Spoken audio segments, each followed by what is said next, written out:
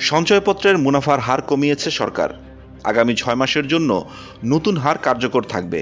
সরকারের হঠাৎ এই সঞ্চয়পত্রের মুনাফার হার কমানোর ফলে মধ্যবিত্তের উপর কী প্রভাব পড়বে?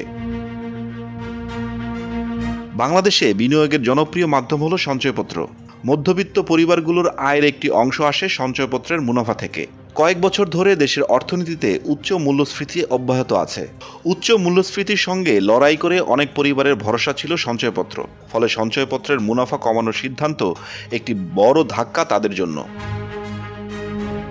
অর্থ মন্ত্রণালয়ের প্রজ্ঞাপন অনুযায়ী আগামী 6 মাস সঞ্চয়পত্রের সর্বোচ্চ সুদ হার হবে 11.98% এবং সর্বনিম্ন সুদের হার হবে 9.72%। নতুন হারের জন্য বিনিয়োগের সীমা নির্ধারণ করা হয়েছে 7,50,000 টাকা পর্যন্ত। অর্থাৎ সঞ্চয়পত্রে কারো বিনিয়োগ যদি 7,50,000 টাকা কম হয় তাহলে তিনি তুলনামূলকভাবে বেশি মুনাফা পাবেন। বিপরীতে কারো বিনিয়োগ 7,50,000 টাকার বেশি হলে মুনাফা কমে আসবে। সার্বিক দিক বিবেচনা করে সঞ্চয়পত্রের বিনিয়োগের মুনাফার হার প্রতি লাখে 480 টাকা থেকে 570 টাকা পর্যন্ত কমানো হয়েছে।